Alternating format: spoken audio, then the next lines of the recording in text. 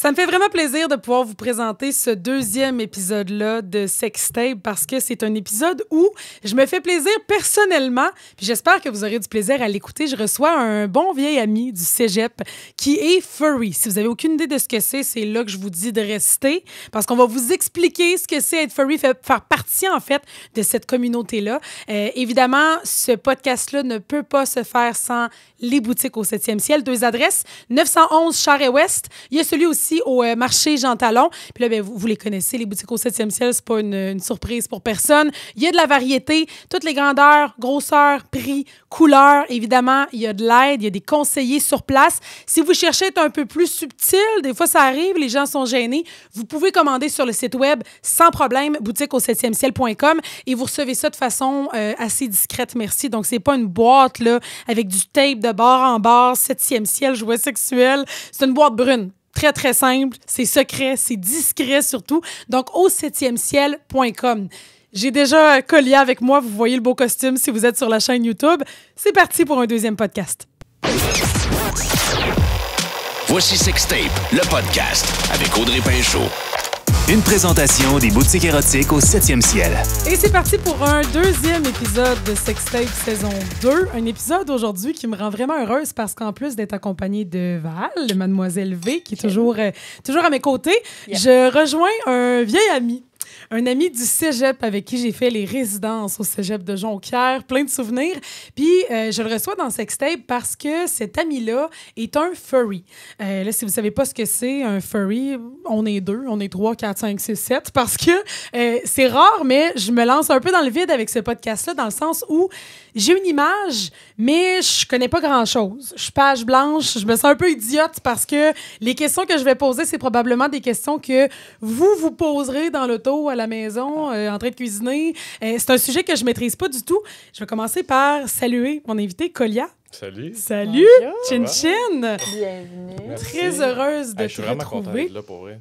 Et je trouve ça le fun parce que dans mes plus loints souvenirs, tu sais, des fois, la nostalgie nous fait imaginer des choses. Fait que tu me repasses si je me trompe, mais je me souviens de toi aux résidences qui en parlait déjà, qui économisait puis qui nous parlait, tu sais, du futur costume que tu allais probablement t'acheter. Puis je savais pas trop de quoi tu parlais, mais je me souviens que j'étais bien contente pour toi. Fait que de pouvoir, toutes ces années-là plus tard, en jaser avec toi, puis mon Dieu, tu me sembles tellement à l'aise, tu me sembles... Tu sais, moi, l'image que j'avais de toi quand on était au cégep, mettons de façon extérieure, t'étais quand même réservé, là, si je me trompe pas, là. Je te sentais réservé. Ouais. Non, j'étais pas mal gêné au cégep. La confiance a monté après le cégep puis pendant le cégep, mais cette communauté-là, ça l'a beaucoup aidé. Ça a changé des choses, hein? Pour les gens qui nous écoutent, peux-tu commencer peut-être par nous expliquer ce que c'est, les furries, être furry, nous démêler un peu? Parce que les gens disent souvent « Ah oui, c'est-tu les mascottes, là? » Les mascottes. Ben, c'est assez simple, en fait. C'est le thème anthropomorphique, OK? C'est les fanatiques d'anthropomorphisme. L'anthropomorphisme, c'est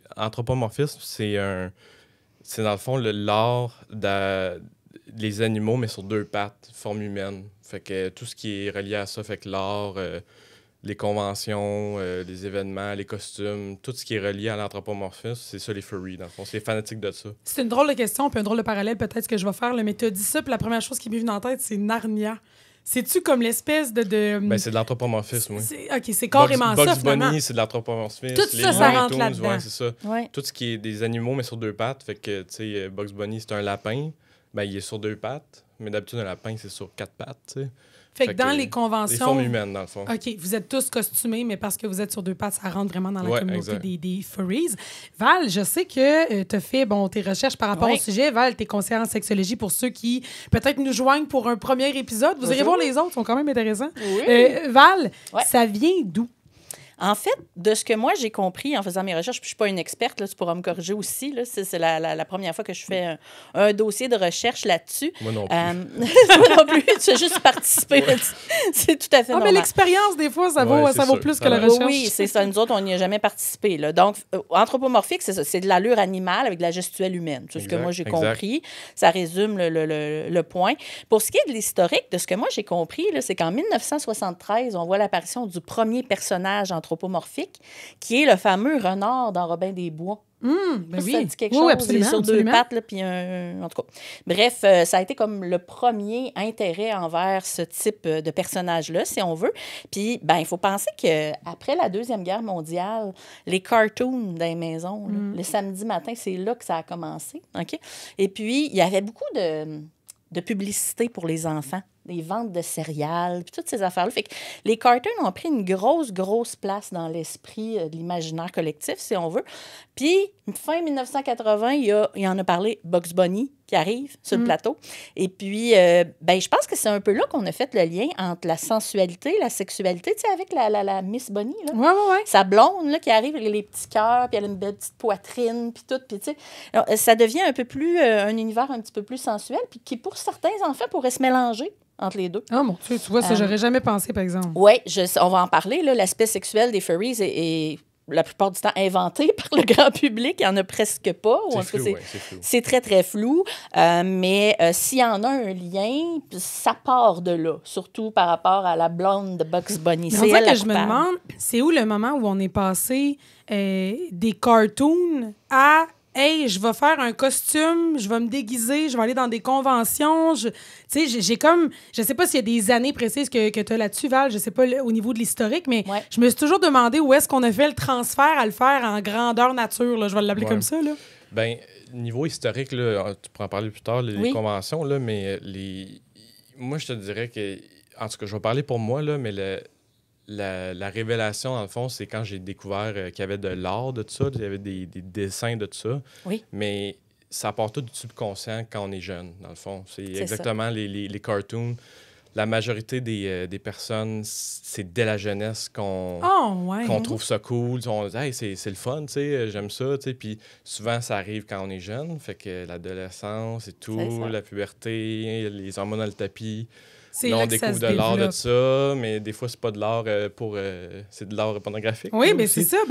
J'ai tellement le goût qu'on en parle, Colia, parce que je sens que du public, quand on parle de furries, c'est sexuel. Moi, dans ma tête, ça a toujours été relié au sexe de près ou de loin, au point où j'avais même pas pensé aux conventions au départ. Dans ma tête, c'était vraiment... Tu retrouvais ça sur Internet, puis ça faisait partie de certaines pratiques. Est-ce que je me trompe ou... C'est majoritairement le cas. C'est peut-être des couteaux, là, mais le monde ne veut pas le dire, là, mais c'est une grosse partie, en tout cas. C'est une grosse partie de cette communauté-là, c'est la sexualité, là.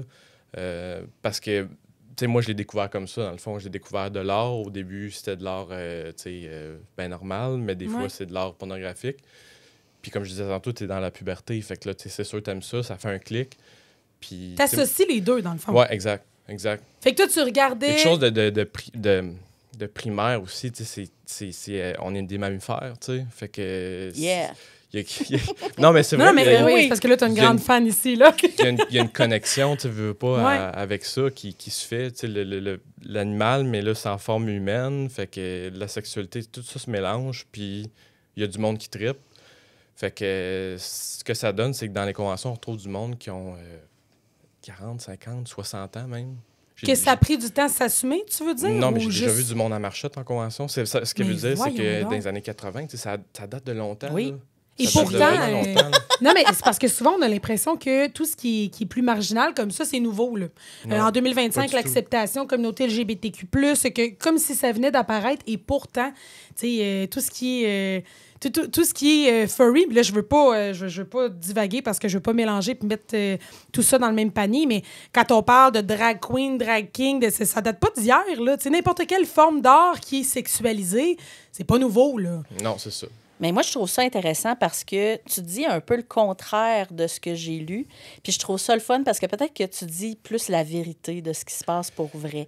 Parce que sur Internet, ils ont tendance à beaucoup se défendre sur le fait qu'il n'y a pas de lien avec la sexualité en tant que telle. Ouais. Mais moi, Audrey, j'ai fait mes recherches, je peux aller faire un petit tour sur la pornographie furries. Oui. Et je vais être totalement honnête avec toi, là. Je ne vais pas me mettre un costume demain, mais je comprends. Pour vrai? Oui.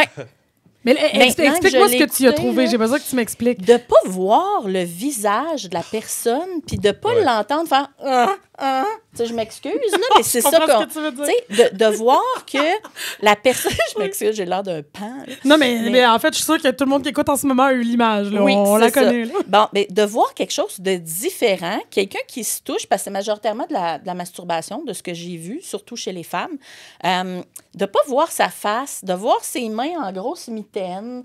Je sais pas, il y a quelque chose qui m'a allumé là-dedans. Probablement au niveau du toucher aussi. Là. Ouais. Les sensations dans le fond, il y a deux choses. Là. L'aspect pour voir le visage, ça l'aide beaucoup. Surtout pour la personne qui le porte. C'est moins stressant. Tu penses pas à ton visage. Tu penses... Ça bouge pas, ça. Hein? Fait que si tu décides de quoi ça a de l'air et tu trouves ça beau, ben c'est beau tout le long. Oui, c'est ça. De l'acte ou de ce que tu fais. Oui, c'est vrai. Puis l'aspect touché, la fourrure, c'est super réconfortant. Oui. Flatter son chat, flatter un foulard et tout, c'est super réconfortant. Fait que... Oui, j'avais pas vu venir cet aspect-là. Moi, quand je l'ai regardé, j'ai fait OK, il y a quelque chose. Hey, il va falloir que je me réessaye parce que les seuls souvenirs que j'ai, c'est avec toi, Colia. Là. Puis là, peut-être que mon souvenir est floué là, parce qu'on a fait bien des affaires aux résidences. Là.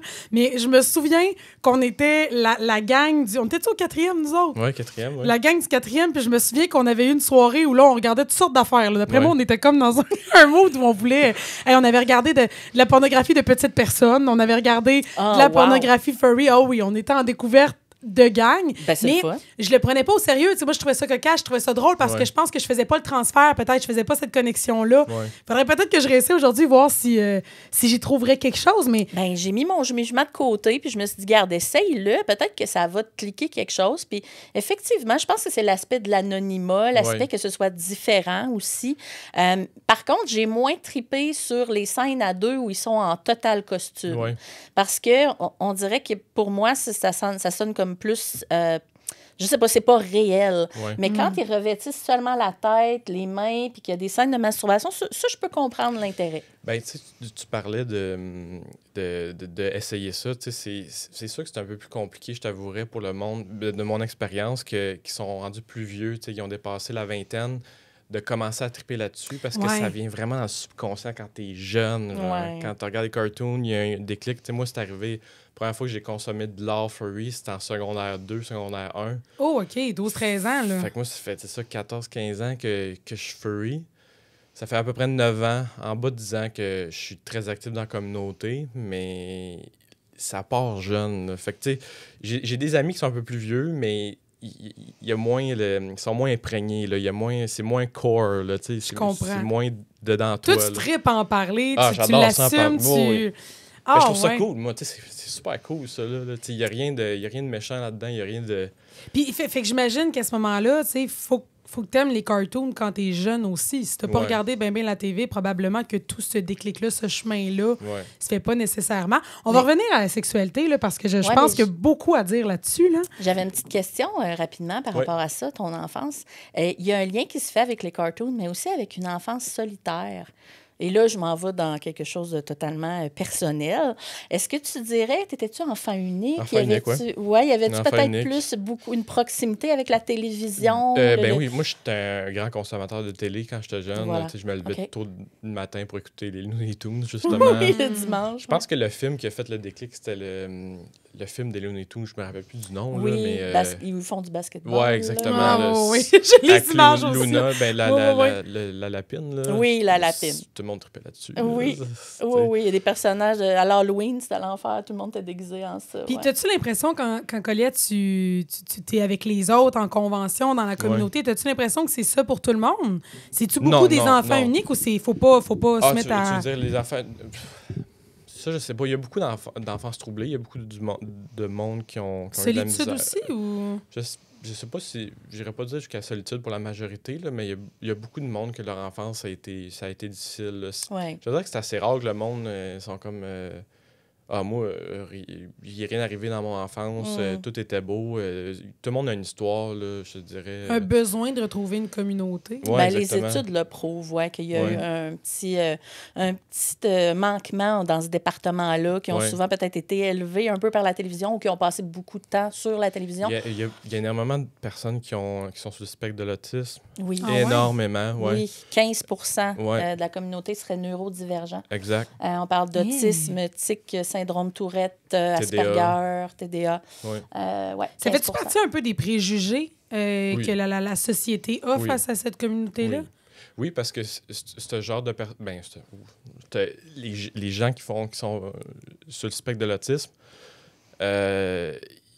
souvent, ce qui arrive, c'est qu'ils se font intimider dans leur jeunesse ou ils sont mis à l'écart un peu. Fait que quand tu trouves une communauté comme ça qui est comme toi, qui est aussi sur le spectre de l'autisme, tu vas trouver des amis plus facilement. Tu t'accroches à ça, Exactement. Fait que ça fait en sorte que ces gens-là se sentent mieux. Fait que c'est tout à leur avantage. Là. Autre chose que je veux démystifier avec toi, Colia, c'est... le sexe, c'est réglé. On sait qu'il y en a beaucoup, puis on va y passer du temps. La communauté LGBTQ+, oui. Est-ce qu'il y a un lien direct entre les furries et la communauté LGBTQ+. Souvent, on entend, c'est des gens qui vont être homosexuels, bisexuels, lesbiennes, peu importe, là, qui vont faire partie de la communauté des furries. Je te dirais que cette communauté-là, selon moi, c'est la communauté la plus ouverte au monde. Là, en termes d'ouverture de...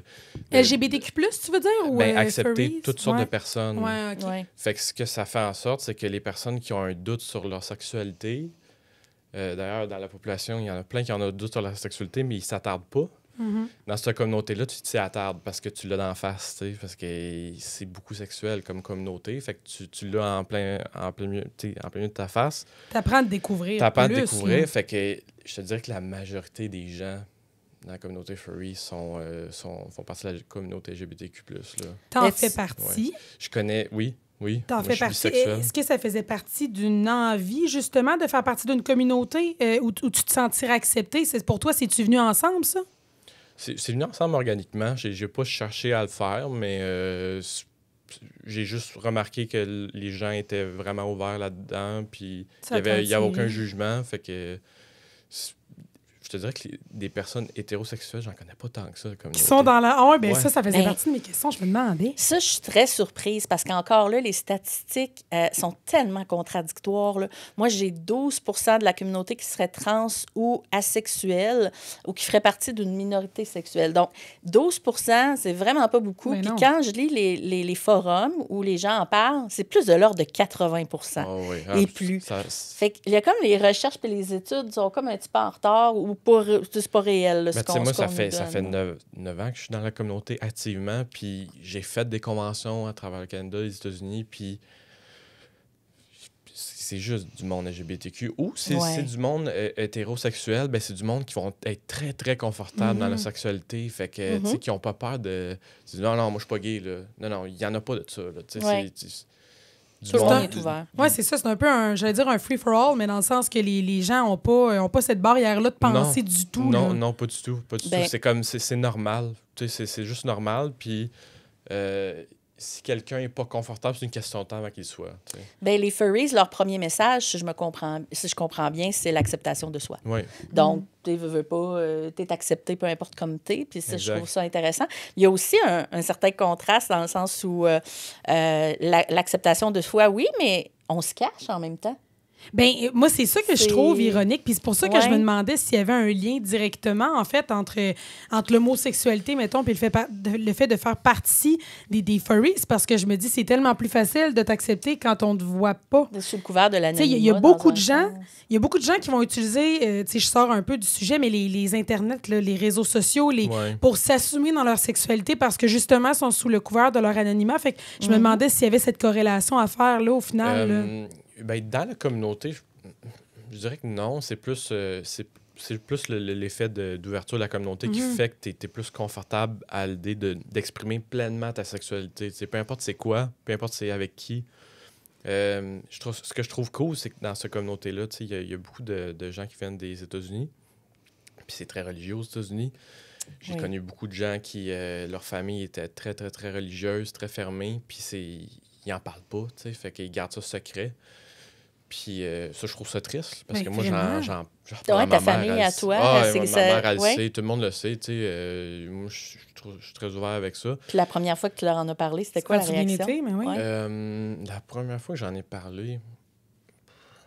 Ils l'ont-tu vu venir, mettons? Ils s'en doutaient-tu? Non, je te dirais que c'est plus quand j'ai fait mon coming out à ma mère, ça, c'était plus, tu sais, que j'étais bisexuel...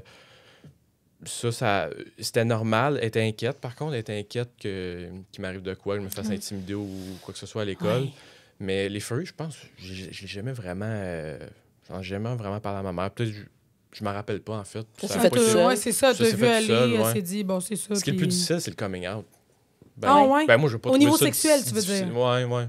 Puis, tu l'as-tu fait jeune? J'étais en secondaire 3, je pense, secondaire 2. Ah, quand même. OK. Parce que je vais te faire une confidence. Dans sur mes une mère souvenirs... qui était très, très ouverte. Là, ouverte d'esprit. Là. Ma mère était...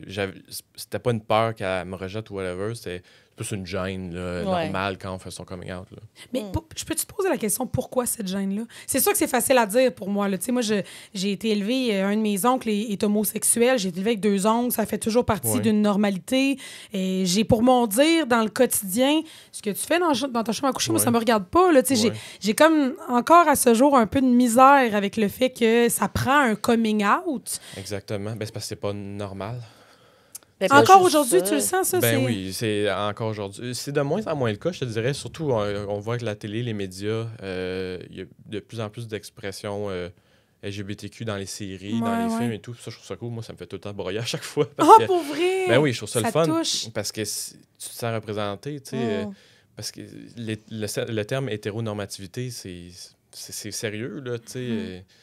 C'est tout le temps un homme et une femme dans les séries, puis c'est tout le temps, le gars, il tripe sur la fille, puis tout ça. C'est fâchant. Hein? C'est fâchant parce que, tu sais, moi, je tripe sur les filles, mais je tripe aussi sur les gars, tu sais, fait que... Mais tu sais, Audrey, le jour où tu seras maman, tu comprendras peut-être cet aspect-là, parce que moi, ma fille fait partie de la communauté LGBTQ, puis c'est... comme je travaille en sexologie, fait que c'est pas quelque chose qui m'a fait de la peine, mais quand tu es un parent, tu es inquiet pour ton enfant. Puis là, tu le sais qu'il s'en vient passer un obstacle de plus. Fait que je comprends ta mère de probablement avoir ressenti de l'inquiétude sans ressentir du jugement. Tu sais, je pense que c'est surtout ça la différence. Je pense que c'est ça, tu disais la gêne, c'est de là que vient la gêne, parce que c'est pas la norme. Fait que tu dis, t'es jeune. Fait que là, tu dis, je vais sortir du lot, tu sais. Puis personne n'aime ça, sortir du lot. Quand t'es jeune, non. Quand t'es jeune. Plus tard, oui, peut-être, là. Mais quand t'es à l'école secondaire... Tu veux rentrer dans un moule, tu veux être le plus discret possible. Ça... Je me faisais beaucoup intimider au secondaire. Fait que, tu sais, c'est sûr que c'était encore plus compliqué, là. T'as peur que ça soit encore pire? Finalement, t'avais-tu cette peur-là en t'en venant au cégep? Cégep... De changer d'environnement. Oui, c'est ça. Non, je pense que c'est un niveau. J'avais plus peur de ne pas me faire d'amis. OK. Mais au final, non, c'était rendu normal. On dirait que depuis que je l'ai annoncé à ma mère, je savais qu'il y avait du monde qui existait, qui était comme moi. Fait que... Tu avais le saut de l'acceptation familiale. Je pense que c'est énorme. Ça aide, le bébé. Énorme. Puis au niveau des furries, d'être furry, ça partait... Là, tantôt, tu nous as donné un peu une ligne du temps, là. Mais nous, quand on s'est rencontrés, on était au cégep. Moi, j'ai dans le souvenir que tu n'en parlais pas beaucoup. C'était pas... J'avais pas l'impression que c'était assumé, ce volet-là. Je me trompe-tu? Ben, je te dirais qu'il y a beaucoup de tabous reliés à cette communauté-là. Fait que c'est sûr que... Tu te promènes pas avec une pancarte dans le front, mettons. Non, puis tu sais, les premières années du cégep, c'est un peu une prévention aussi du secondaire, là. Fait que, tu sais, tout le monde est un peu dans le jugement. Tout le monde se pense hot, là, tu sais. Mon Dieu, hein. Tout le monde, moi aussi, je me pensais hot, tu sais. Tu t'arrives, puis tu dis, je sais c'est quoi la technique, je m'en vais faire. Mais au final, tu sais rien, là. Ah, mon Dieu, hein, c'est fou. Puis encore, on sait tellement rien. Encore là, en ce moment, ben oui, exact. Val, je veux parler du volet... en fait, je vais te demander avant... Oui. Colia, est-ce que pour être furry, il te faut un costume absolument? Non. Tu peux l'être dans l'âme, là, je vais le dire comme ça, mais tu peux l'être parce que tu es impliqué dans la communauté sans nécessairement déjà avoir les accessoires. Je pense que pour être furry, faut que tu tripes anthropomorphisme, c'est tout. C'est la base. C'est tout. Parce que, Val, tu me racontais qu'en faisant des ateliers dans les maisons des jeunes, tu remarquais que chez les jeunes, c'était très présent. Oui, les 12-14 ans, là, ils s'affirment vraiment de plus en plus. Moi, ce que je vois, c'est beaucoup la queue. Ils vont ajouter la queue comme un accessoire, les oreilles, maquillage. Certains vont se faire des moustaches, des choses comme ça. Puis ça m'a surpris à quel point il y en avait beaucoup. Et puis, je me demandais justement, tu sais, on parle des hommes et femmes, là. Si on se pose la question, c'est majoritairement des hommes, hein? dans la communauté. Ouais. Mais tu vois, moi, dans les maisons des jeunes, je vois beaucoup de jeunes filles. Puis je trouve ça le fun que ce soit beaucoup plus répandu chez le féminin. Mais avant de closer le sujet, là, tu dirais quoi à ces jeunes-là qui commencent dans le furry? Est-ce que tu... Bien, exprimez-vous. Surtout que, tu sais, je vous avouerais que dans cette communauté-là, comme dans la communauté LGBTQ, il y a beaucoup de misogynie. Oui. Comme dans la société ouais. en général. Oui, absolument. J'ai été témoin de plusieurs événements, surtout dans les conventions et tout, de discrimination envers les femmes. Puis ça, j'aime ça en parler parce que faut que ça change. Faut que ça change. Me surprend, là.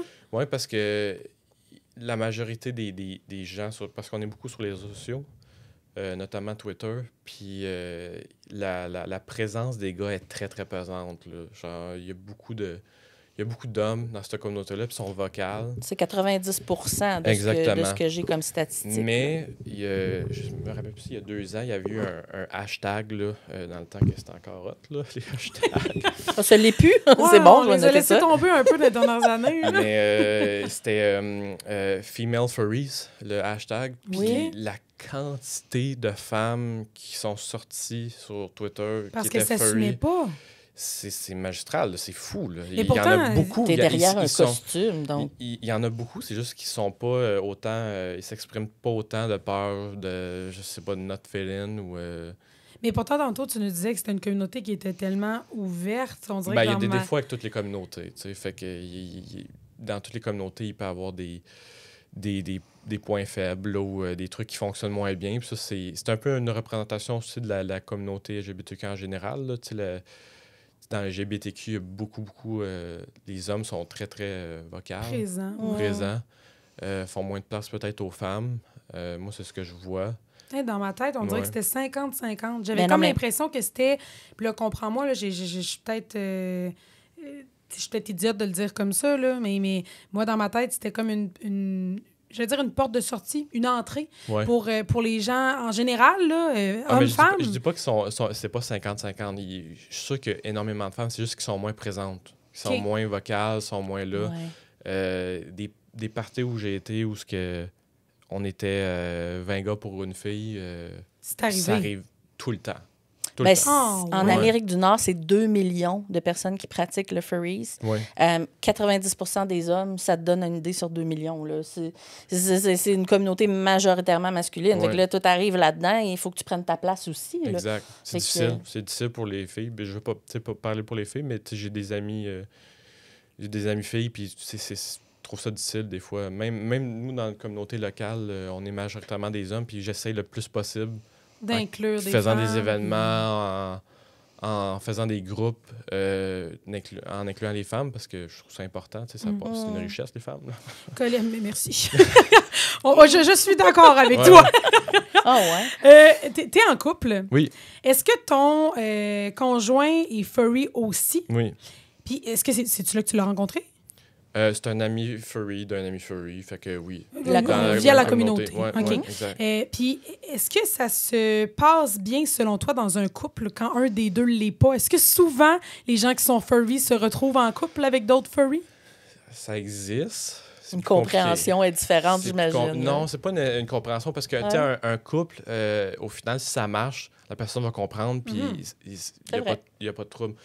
Là où ça peut se complexer, c'est si, admettons, la personne fait des conventions, il y a des parties où c'est majoritairement furry, des fois, la personne peut se sentir moins inclus, puis il y a une coexistence qui se fait moins bien.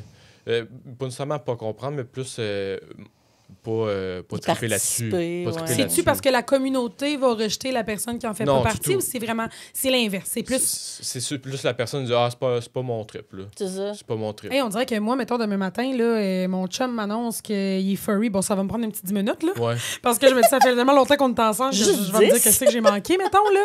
Mais après ça, par exemple, je rentre dans un party ou une convention, il me semble que j'ai 1000 questions, là. J'ai envie de m'intéresser et de comprendre, là. C'est souvent ça qui arrive, parce que si ton partenaire est furry puis tu l'aimes, ben c'est sûr que tu vas être intéressé par ce que lui aime.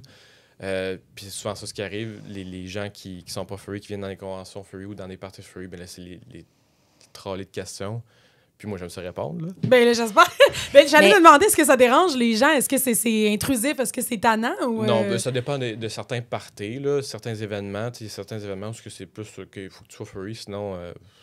t'as pas d'affaire, là. C'est ça, là.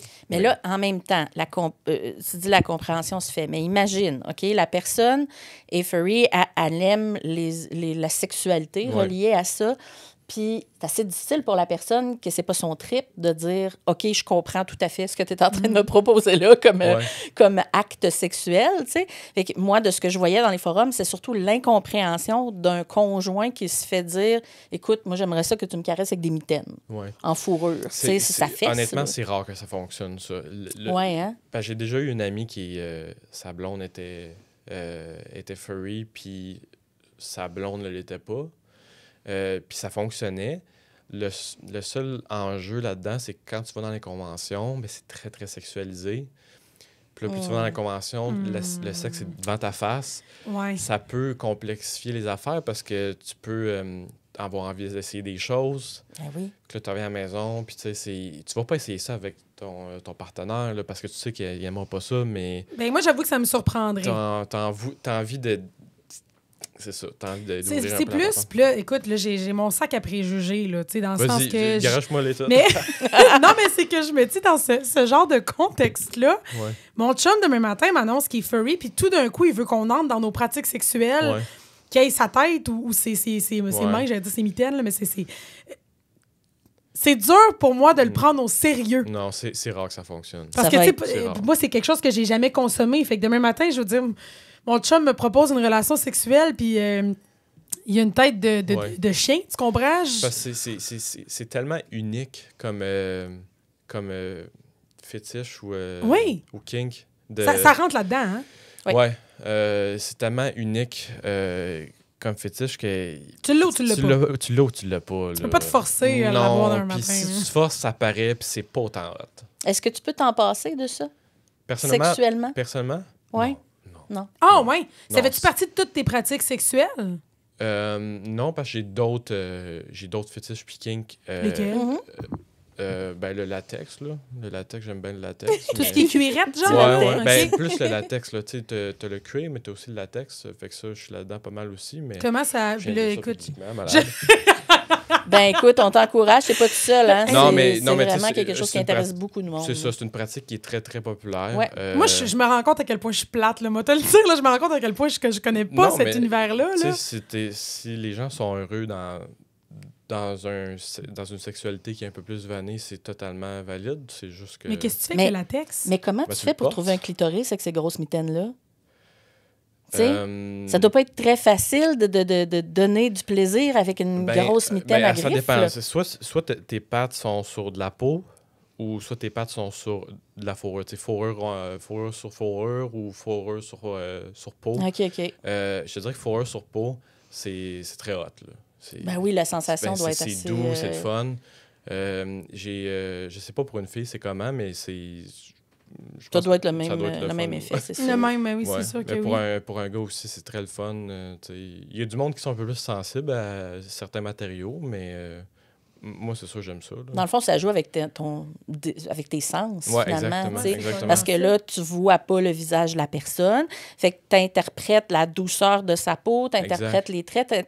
C'est comme une imagination qui est débridée. C'est un fantasme débridé. Exactement. Puis, tu sais, on pourrait montrer des photos, là, mais des costumes, c'est tellement rendu impressionnant, le détail qui est fait avec ces... mais c'est beau, là! C'est des pièces d'art, là. C'est des œuvres d'art en soi, puis on paye très, très cher pour ça. Puis quand tu t'en vas dans la convention, dans des événements, si la personne tripe sur ton personnage... ben c'est sûr que ça facilite les rapprochements et tout. Oui. Puis... Est-ce qu'il y en a deux pareils? Ou c'est tout unique? Ben il y en a qui se ressemblent un peu, mais c'est tout unique. OK. Dans le fond, les Oui, non, mais je voulais dire, ça, c'est ton fursona. Oui, fursona, exactement. C'est ça que je voulais dire. Fursona, c'est le terme qu'on utilise pour ton personnage, dans le fond.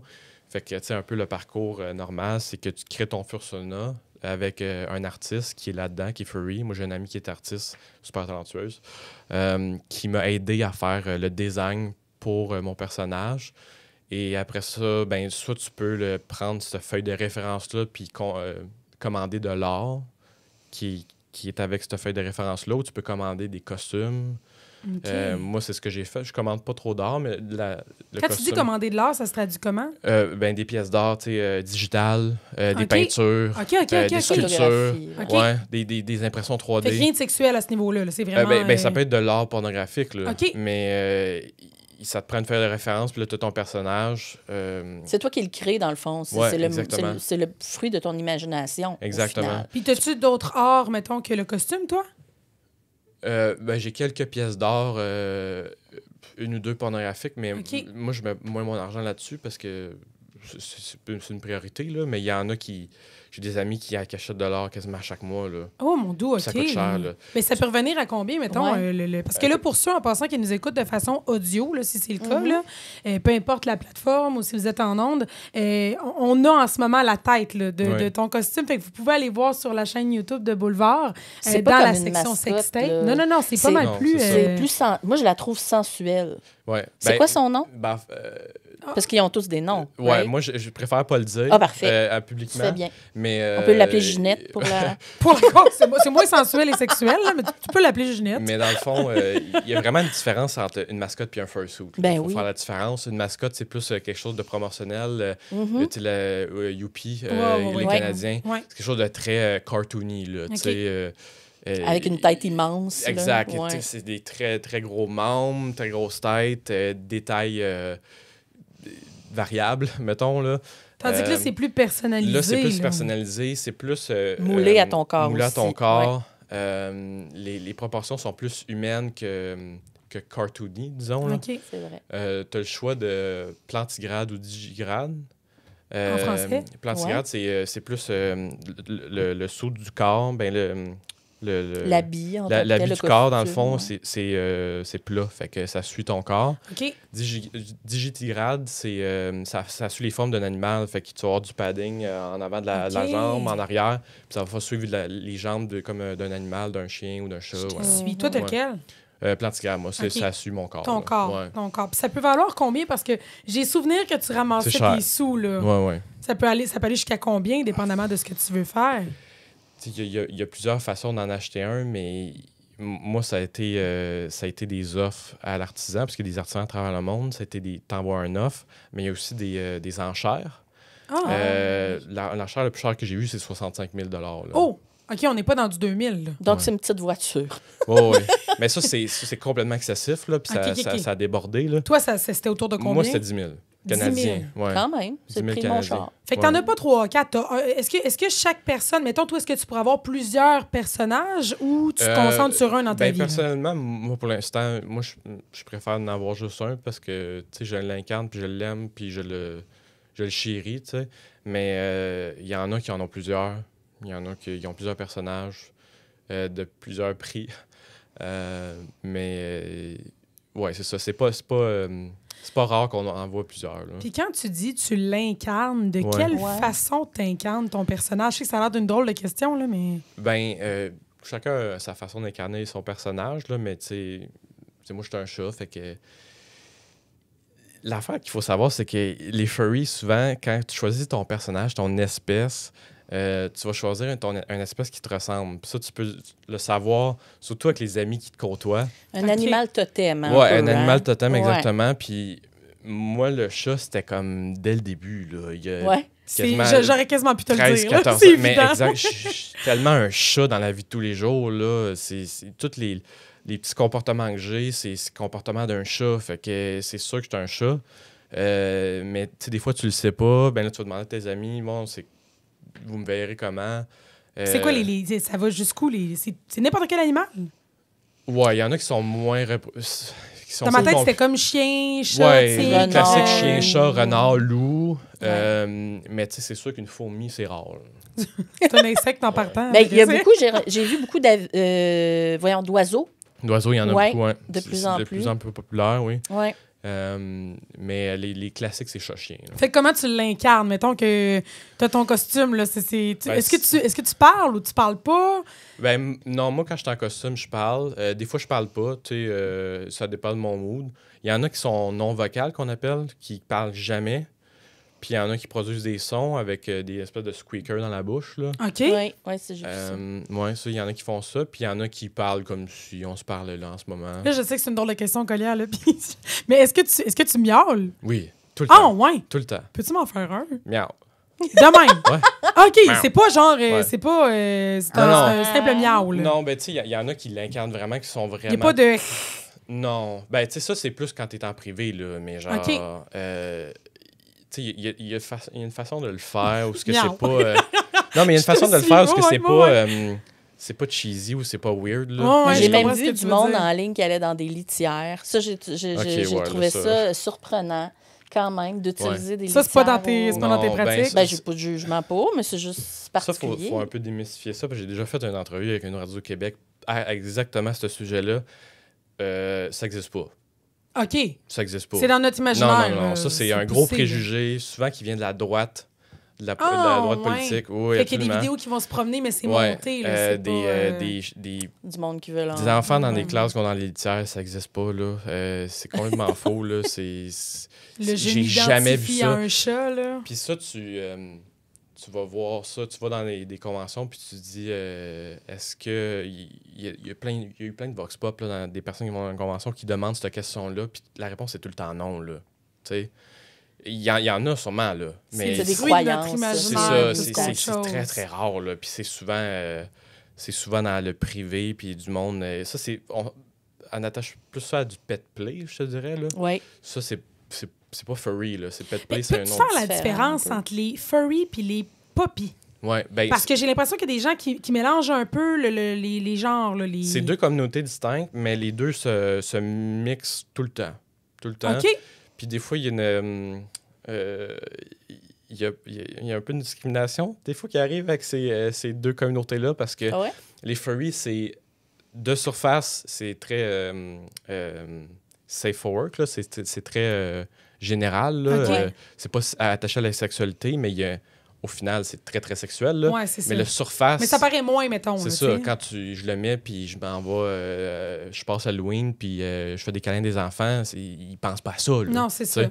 Tandis que quand t'as la personne à quatre pattes à terre habillée en cuirette avec une Les muselière... poppies, c'est majoritairement sexuel, puis c'est fait, ça a été créé pour la sexualité. C'est de la là. domination. C'est relié à la domination, au BDSM. Exactement, et compagnie, c'est ouais, relié au BDSM, différent. fait que c'est purement sexuel. Fait que des fois, ce qui arrive, c'est que dans des événements publics, ben là, on interdit les poppies parce que c'est attaché au sexe, puis on veut pas, tu sais, trop... que les enfants soient assujettis à ça, tu sais, c'est Ouais, je trop comprends. jeune, là, tu sais, c'est un peu... Puis là, tu parles d'enfants. Là, un coup, mettons que t'es furry, là. Ouais. Qu'est-ce que tu fais? Ouais, C'est- tu te prépares-tu une lasagne? Non, mais quelque dans, chose? non, Y a-tu mais dans un- le sens... Qu'est-ce que tu dis? Quand je mets le costume? Oui, Ouais. mais en fait, moi, c'est très général, ma question. C'est-à-dire que toi, dans ton quotidien, bon, tu as ta job, là, tu portes pas ton costume 24/7. Là. Quand est-ce que tu es furry, quand est-ce que tu l'es pas? Puis comment ça se traduit dans ton quotidien? Tu sais, on parlait de convention tantôt, j'imagine que c'est là que les enfants entrent en compte. Mais, tu sais, il y a des conventions, il y a des parties, j'ai comme envie que tu nous démêles là-dedans. là. Les enfants, c'est majoritairement dans des rencontres publiques. OK, Fait que, tu sais, OK. on s'en va sur le Montréal, on s'en va ici à Québec sur le... Il y en a sûrement qui nous ont déjà vus, là, à Québec, Cosplay. devant le château. OK. Ça arrive 2 fois par année, là. On a une rencontre, là, un meet-up, là, qui... Oh, On ouais. se rencontre là, puis là, les enfants capotent. Puis, tu sais, honnêtement, là, le plus beau moment en tant que furry que tu peux vivre, c'est un enfant qui capote, qui Ouais. sourit, puis qui est content. C'est tellement beau, là. Tu sais, Ouais. c'est Ben, il y a une innocence là-dedans, tu sais, ces t'sais, pages blanches. puis c'est encore plus là quand les parents capotent eux aussi, là. Ouais. Puis, tu sais, tu viens de mettre le soleil dans leur journée, là. Moi, je trouve ça Mais ça vraiment représente le côté art dont tu nous Ouais. parlais tantôt, la base, donc. Ouais, Là. exactement. Fait que là, ta question par rapport à qu'est-ce que je fais, ça dépend dans quel type de situation, là, mais tu sais, ça peut aller de une soirée, j'invite du monde chez moi ou on va chez quelqu'un, puis là, ben, on met nos costumes, puis je te dirais que le principal qu'on fait, l'acte principal qu'on fait, c'est on se fait des câlins, dans le fond. Parce que c'est le fun, là, de la fourrure sur la fourrure. C'est tout mou. C'est comme faire un câlin à un gros toutou. Là, comme tu fais là en ce moment. C'est le fun, c'est réconfortant, mais là, c'est une grandeur humaine. Oui, exactement. Il est facile je veux juste rassurer les gens qui sont en audio, c'est un toutou. Elle ne caresse pas son clitoris. Non, oui, OK, je m'excuse, la radio, non. C'est rendu à la maison, peut-être. Fait que dans les parties privées que vous faites, là, c'est ça, c'est physique, là. Oui, exactement. C'est ça. Ça finit-tu tout le temps en relation sexuelle? Ça arrive, mais pas tout le temps, non. OK. Puis mettons, quand il y a relation... Ça dépend de ta libido. Oui, j'imagine aussi, là. Puis de où tu s'en vas chez qui, tu sais. Il y a une fois, récemment, le mois passé, j'ai fait une soirée à Vancouver. Puis c'était totalement normal, tu sais, un souper. Puis là, à un moment donné, on s'est mis en costume. Puis on s'est fait des câlins, mais après ça, moi, je l'ai enlevé, puis je suis retourné chez nous. Puis plus tard, dans la soirée, ben là, il y a eu des actes sexuels. Mais moi, j'étais parti. Puis là, écoute, je pousse mon imaginaire, mais c'est tout le monde ensemble ou... Avec ton conjoint seulement, ou ça fonctionne comment? Ben, je te dirais que la culture du couple ouvert, l'ouverture dans le couple, dans la sexualité, c'est la différence entre tromper quelqu'un puis juste avoir du fun. Ouais. Les furries sont vraiment bons pour faire la distinction avec ça. Moi, je pensais jamais être dans un couple qui est moindrement ouvert, parce qu'il n'est pas complètement ouvert, là, mais ça fonctionne. Avec la bonne personne, ça fonctionne parce que...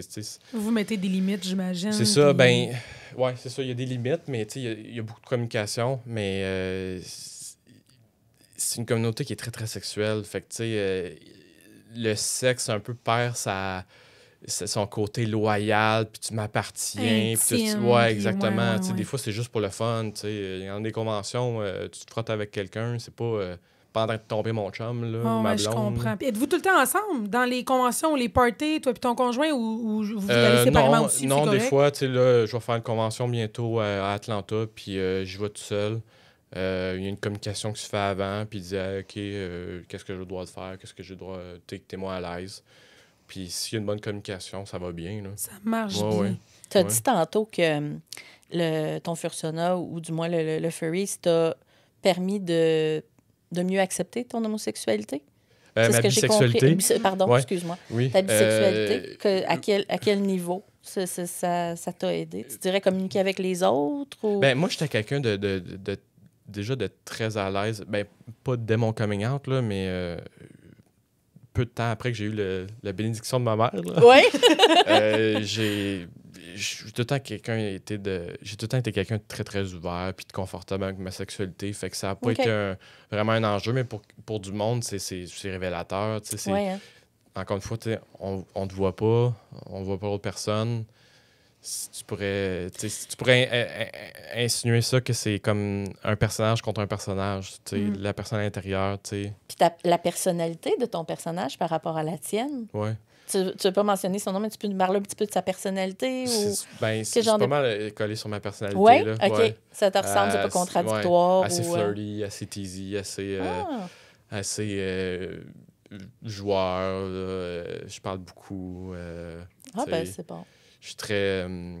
comment dire? Ben, comme un chat, là, tu sais, un peu précieux, là. Ouais. J'aime le mot précieux. Moine, là, ouais.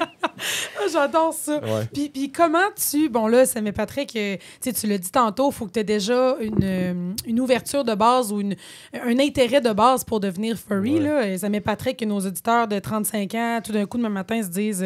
y a-tu des coming out de furry? Y a-tu des gens qui font ça de façon super secrète? Puis à un moment donné, peut-être plus vieux l'assume plus? Je comprends pas ta question. Parce que ce que j'allais dire, c'est...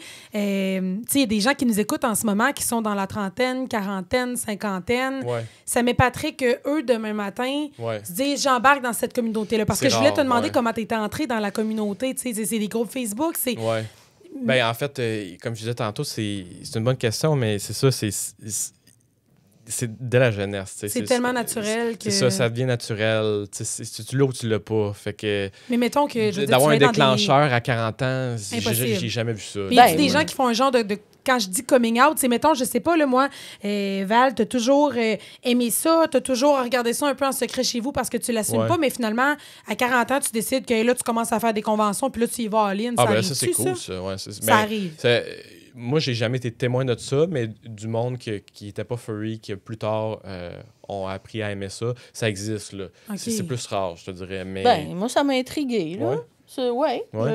Mais au point où demain matin, tu serais prête à investir sur le costume, à te déplacer à Vancouver, Atlanta? Ben, peut-être pas, parce que j'ai pas l'argent pour, mais j'aurais peut-être m'informer un peu plus sur la communauté, puis peut-être encourager, parce que je sais que ma fille est intéressée un peu à ça aussi. Ouais. Ça me fait beaucoup moins peur maintenant, puis je peux comprendre un peu mieux son intérêt. Fait que peut-être qu'éventuellement, veux-tu m'acheter une tête?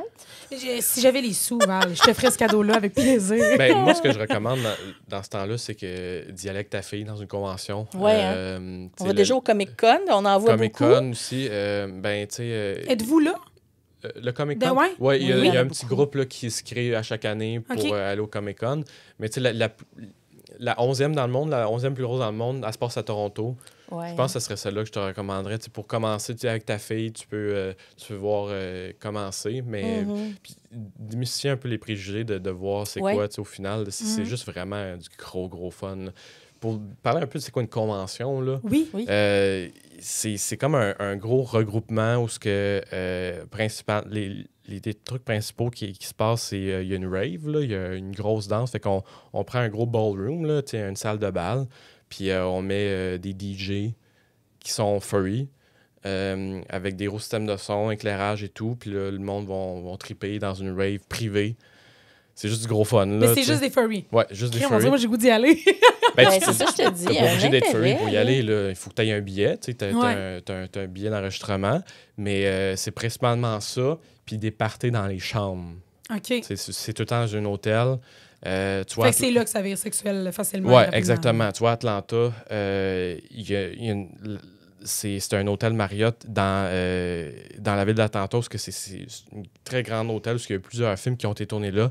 Puis, à dernier étage, il y a des suites présidentielles partout sur l'étage. Puis là, ces suites-là sont louées par la convention pour des parties. Fait qu'on appelle les fur-meet.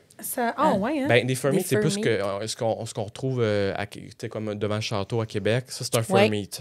Des room parties, ça, c'est vraiment dans les hôtels. T'sais.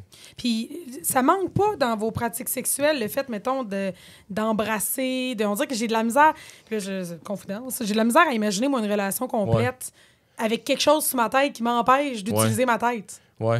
C'est un autre vibe. C'est une situation différente. L'un n'empêche pas l'autre. Oui, tu peux l'enlever aussi, ton casque. Tu peux l'enlever. Là, tu vas avoir chaud, par contre, c'est un peu... tu risques d'être mouillé. Là. Ouais, j'avoue que... C'est peut-être moins sexy. Regarde, là, c'est du début à la fin. C'est moins sexy, mais tu sais, il faut que tu choisisses. Là. C'est un ou l'autre. Mais généralement, des actes sexuels dans les comme ça, t'as chaud. Là. C'est c'est ça. Je l'ai déjà essayé, puis c'est pas autant cool que certaines personnes pensent, là. T'as chaud, c'est taxant sur le cardio. J'en doute pas. Mais généralement, c'est plus du play au niveau des... les organes génitaux. Ouais, les organes génitaux avec des vibrateurs, des affaires de même. Mais, ils jouent, dans le fond, plus que... Ouais, c'est plus jouer, c'est ça, qu'une relation sexuelle. Là, c'est quoi? C'est des groupes Facebook que vous avez pour savoir où sont les conventions ou les room parties ou peu importe? On utilise des applications de discussion, mais c'est généralement... oui, il y a beaucoup Facebook encore pour les fur-meet. Forum de gaming, genre... non? Non, moi, pas tant? Non, pas tant. C'est principalement une application de discussion puis réseaux sociaux. Fait que quelqu'un, mettons, qui serait... Puis du bouche-oreille.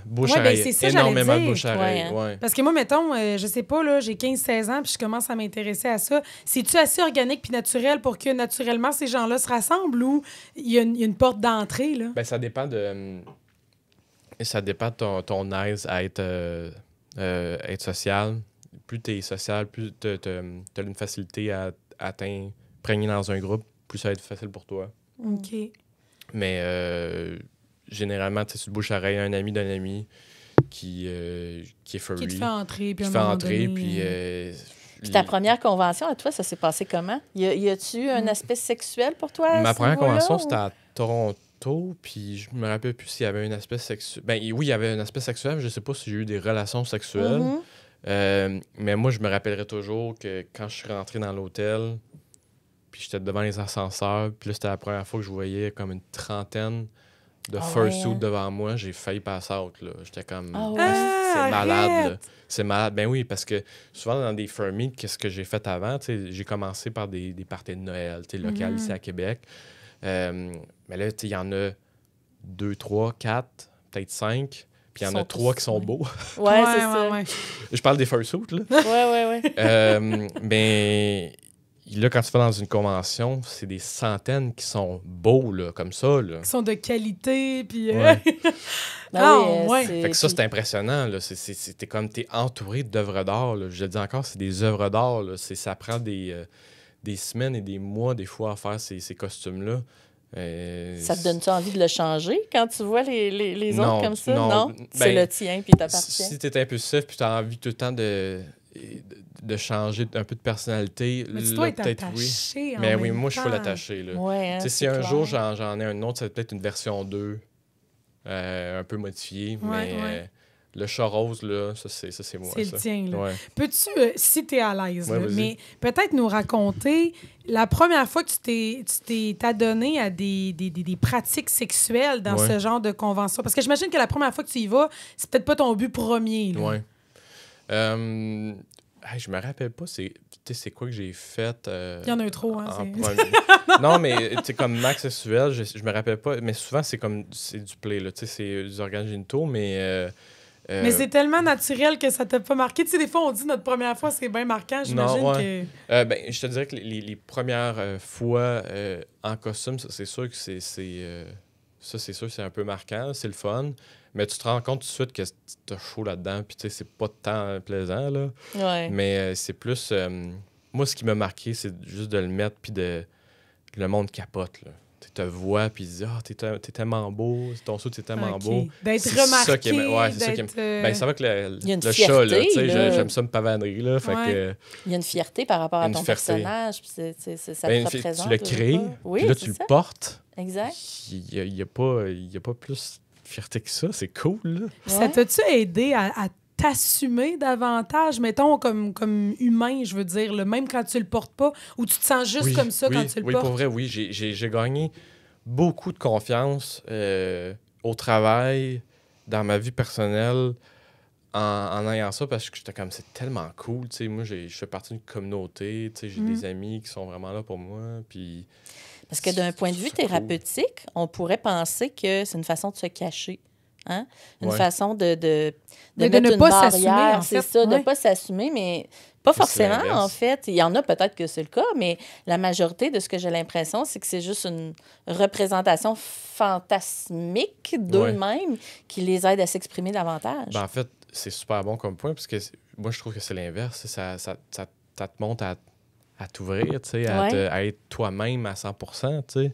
Fait que même quand t'as pas ton costume, tu te sens plus capable avec les autres. J'ai remarqué vraiment un gros saut de confiance après ma première convention, après que j'ai été accepté, tu sais, pour avoir ce costume-là. Ça a pris 1 an et demi, 2 ans avant de le recevoir. Wow. Fait que, tu sais, j'ai un gros bump de confiance, là. Je t'avouerais, là. Puis, tu sais, là, tu vas dans des événements, des parties, mais quelle place ça prend dans ta vie au quotidien? C'est-tu toutes les fins de semaine? C'est-tu une fois par mois? Ben là, depuis que j'ai mon copain, oui, c'est encore plus présent. Mais, tu sais, faire des chiller avec des amis qui sont aussi furry, c'est à toutes les fins de semaine, là. C'est tout le temps. Est-ce qu'on met les fursuits à chaque fin de semaine? Non, là. Pas nécessairement. Non, c'est ça, pas Ben, j'imagine qu'il faut que tu le laves aussi. Tu dis, on a chaud, j'imagine qu'il y a un entretien qui doit se faire. Il y a un entretien, puis c'est assez complexe, là, laver. C'est long, fait que... Tu m'expliquais que tu portais quelque chose en dessous aussi. Oui, hein? dans le fond, tu as une couche de base. Je pourrais le mettre tantôt pour vous montrer, là, mais tu as comme une couche de base qui t'empêche de transmettre la sueur dans le fabric en tant que tel, dans la fourrure. Comme un saut de plongée. Oui, exact. Puis quand ça tu respire le pas mets, bien, non, ça respire pas, mais ce qui est cool, c'est quand, mettons, il y a du vent, ça va te refroidir, parce que comme la fourrure, le vent rentre dans les textiles, puis ça te refroidit bien, mais... Je te voyais le brosser tantôt. Oui. C'est quelque chose que tu fais souvent. Ben, tu apprécies cet aspect-là parce que j'ai remarqué en faisant mes recherches qu'il y avait des gens que... Tu sais, c'est un peu comme quand on joue au Barbie quand on est jeune. Moi, je plaçais ma maison, brossais je la bille, puis après ça me tente plus de jouer. Mais il y en a pour qui ça va être simplement l'aspect entretien un peu plus, puis il y en a d'autres que ça va être les deux. Qui moi, c'est ça. Moi, j'aimais laver les cheveux, la coiffer. Ils teignent les cheveux. Je faisais bien des affaires avec mes Barbies. Après ça, je les mettais dans le coin puis je m'en allais. Est-ce que c'est un peu l'aspect entretien et la préparation? Pour paraître bien, là, tu sais, je suis bien dans le paraître, là. Fière pète. Ouais, exactement. Ouais. Fait que, tu sais, c'est juste pour pas avoir de l'air tout frichu, là. Puis là, tu disais tantôt que, bon, c'est une communauté plus masculine que féminine à la base, peut-être. Mais est-ce que vos comment on appelle ça? Les personnages Fursona. Fursona. Est-ce que les Fursona ont des genres? Ouais, oui. Oui, absolument. Ouais. OK. Tu peux être un gars, puis ton Fursona, c'est une fille. OK, fait avec que tu peux des les seins, identifier différemment. OK. Tu sais, moi, c'est... moi, je suis un gars, mais tu sais, mon personnage, il y a les deux pronoms, là. Fait que, tu sais, ça peut être... Tu peux m'appeler fille ou gars, tu sais. Il y a un look très féminin aussi, fait que moi, c'est ce que je voulais, tu sais, avec l'espèce de eyeliner et tout. Moi, c'est ce que j'aimais, fait que c'est ça, c'est pas... T'étais pas barré à ton sexe. Oui, c'est ça. Ben moi, j'allais te demander, ça représente-tu un peu ta bisexualité aussi, à quelque part? Ou non, j'aime juste le rose puis le bleu. Ben ça, c'est les couleurs du drapeau trans, mais tu sais, je suis pas du tout trans, là. C'est vraiment... J'aime juste ces couleurs-là, puis... Tu voulais les mettre de l'avant. Ouais, c'est ça, j'ai tout le temps été quelqu'un qui aimait un peu le côté masculin et féminin, fait que... Y a-t-il quelque chose que c'est une représentation de ma bisexualité? Mais peut-être. Probablement. C'est que moi, j'y fais, en tout cas, là, de façon super externe. Là. Tu t'en rends peut-être pas compte, mais quand tu as fait les choix de ces couleurs-là, veux pas, tu t'exprimes. Hein? C'est un peu la même chose avec l'art. Des fois, on va pondre quelque chose qui est tout à fait représentatif de ce qu'on est dans notre tête, au final. Mais encore là, c'est ça, c'est de la jeunesse. Tu t'apprends à te connaître, puis là, quand tu sors un design comme ça, ben là, c'est un peu une copie de tout ce que tu as vécu. Je rentre dans ta vie privée un peu, Colia, mais est-ce que tu veux des enfants éventuellement? C'est quelque chose que tu imagines, toi, la petite famille? Je suis pas fermé à l'idée, mais... Puis si tu en avais, c'est-tu quelque chose que tu voudrais un peu inculquer, cet univers-là, cette ouverture-là? Oui, c'est sûr. Oui, ça ferait partie des... inculquer. Jamais je les obligerais à être furry, mais... J'espère! Mais c'est sûr que c'est une communauté que je me cacherais pas. Là. J'en connais un qui est papa, là, fin trentaine, 2 enfants aux États-Unis. C'est un couple gay. Les deux sont furry. Puis, c'est le fun. Ouais, ça démontre une ouverture aussi, veux pas. Là. Mais ça démontre une fermeture d'autres familles aussi. Là, parce que les enfants, des fois, ils veulent pas... les parents veulent pas. Ah non, on va pas jouer avec ces enfants-là parce qu'ils sont furry, c'est bizarre. Tellement de préjugés. Parlons-en. Ouais, vas-y. Préjugés, je vais rentrer dedans quand tu m'ouvres la porte. Là. Zoophilie. Ça veut dire, pour ceux qui ne le savent pas, associer la sexualité à un animal et non faire du mal à un animal forcément. Dans la communauté, j'ai lu sur Internet, mais encore là, ce qu'on dit n'est pas nécessairement vrai. Est-ce que c'est omniprésent ou c'est aussi tabou dans votre communauté que ça l'est pour la société en général? C'est tabou dans la communauté, mais c'est présent. C'est présent. Oui, c'est présent. Okay. C'est le fun que tu en parles. Parce que la zoophilie est présente. Oui, absolument. Un intérêt sexuel pour les animaux, ça ne veut pas dire de le pratiquer. Mais c'est très, très mal vu, par contre. Extrêmement mal vu. Là, genre, là mon sac s'est rempli. Là. Moi, j'allais dire tantôt, il est en train de se vider, mais j'avoue que ça... Non, ça, c'est... Il y a eu beaucoup de scandales plus à l'interne. Puis, je parlerais ça aussi un peu de... face à la communauté, comment on est perçu, mais niveau... par rapport un peu pas au capitalisme, mais les compagnies et tout, parce qu'il n'y a pas de compagnies qui veulent nous représenter par peur. Mais dans la communauté, aussitôt que ça sort, que quelqu'un est zoophile, ben là, c'est le red tape, là, puis tu sais, c'est scènes de crime et tout, là, c'est très, très, très, très mal vu. Ouais. parce que c'est criminel, là. Oui, absolument. Pas forcément, en fait. Ce qui est criminel, c'est d'agir sous sa pulsion. Ouais. Mais en fait, la zoophilie, c'est d'abord une paraphilie. C'est d'associer, pour une raison qu'on ignore, la sexualité au dossier animal. Ouais. À un moment donné, les deux se sont juxtaposés. C'est comme la pédophilie, par exemple. La personne ne va pas nécessairement agir, mais a un intérêt envers les enfants. Fait que c'est pas forcément criminel, mais ça peut le devenir. Fait que c'est moi, tabou. je fais le parallèle, dans le fond, oui, notre communauté, c'est par rapport aux animaux, mais je fais le parallèle à la communauté d'animés japonais. Oui, mais c'est ça, tu vois, moi aussi, je l'associe un peu plus à ça, là. Il y a des animés japonais, là, ça ressemble jeune, là, les personnages animés, la pornographie qui est reliée à ça, ça semble très, très, très jeune, là. Fait que oui, ça se juxtapose. Des fois, la ligne est très, très mince. Okay. Il y a beaucoup d'art qui est créé qui mettent en jeu, admettons, quelqu'un d'anthropomorphique avec un animal plus sauvage, domestique. Mais ça reste de l'art.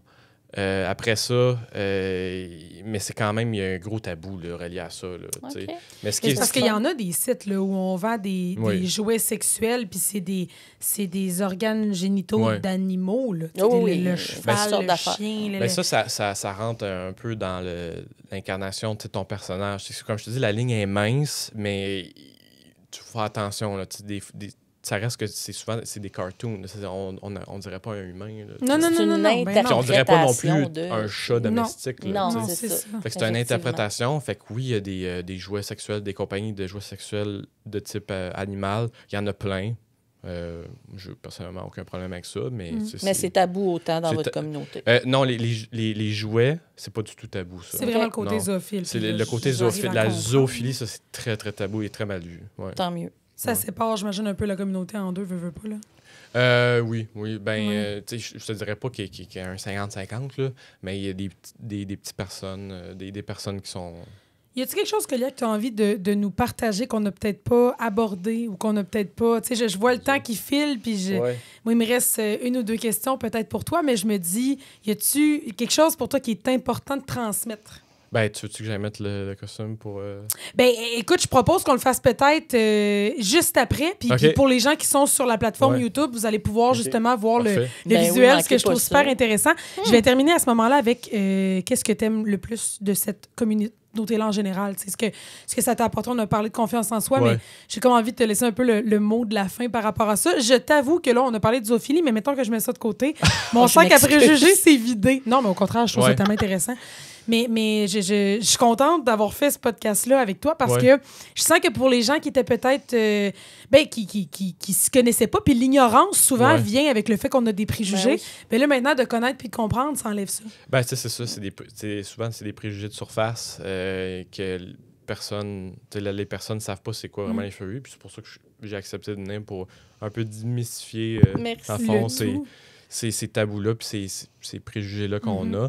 Mais moi, ce que j'aime, c'est l'overall de la communauté, comment elle est ouverte, d'incarner mon personnage. Miaou. Miaou. Miaou. Hey, je te fais un chin-chin, mon ami. Merci d'être venu à Sextape, d'avoir accepté de partager comme ça. Je trouve que ça peut prendre du courage, des fois, pour certaines personnes, justement, d'assumer, d'expliquer. Puis on a besoin de ça pour avancer, je pense. Le savoir tue le tabou. Absolument. Val, un gros merci à toi aussi, évidemment. Merci, ma chérie. On se retrouve dans un prochain épisode de Sextape. Yep. OK, donc pour ceux qui sont restés jusqu'à la fin, on a officiellement Colia qui est allé mettre son costume. Oh mon Dieu, il est beau. C'est fou. Fait que vous allez pouvoir voir à la caméra de quoi ça a l'air, là, pour vrai. Là. Oh my God, la queue. Magnifique. Hey, il y a même les détails sont là. Il y a même les costumes, les griffes. Oui. Il y a des brillants dedans en plus. Il y a des brillants. Ben oui, toi. OK, c'est détaillé. Y a-tu un trou pour faire pipi là-dedans? Faut t'enlèves tout ça, là? Il y a des zips à des endroits stratégiques, je dirais ça. OK. Oh, mon Dieu. Fait que là, en dessous de ça, t'as un saut pour pas que ça aide sur la fourrure. Ouais, exact. Fait que... Plus l'épaisseur de fourrure, plus la tête. Mais regardez les yeux. De masse en blanc. Puis ça m'empêche de transmettre la transpiration directement dans le la fourrure parce que après ça, c'est plus compliqué à laver. Wow! Quand tu nous regardes là, dans les yeux, c'est fou. Tu nous vois bien ou... Ben, dans le fond, cette option-là, puis c'est une option avec cet artisan-là qui vient d'Ontario. C'est des Follow Me Eyes, dans le fond. Ouais. C'est des yeux que peu importe je regarde où. On a l'impression que tu nous regardes. Ouais. Le collier aussi, c'est Ouais. hot. C'est vraiment hot. Fait que vous l'avez officiellement vu. Peux-tu faire un petit tour sur toi-même, Collier? Veux-tu nous Debout, pavaner comme du monde ton costume? Aïe, aïe. Ah, je trouve ça incroyable. Hey, Oh, la les queue, fesses, wow. hey, c'est tellement détaillé, hein? Puis ça donne le goût d'en avoir un. Il est fou, le goût! Sérieux, c'est J'adore super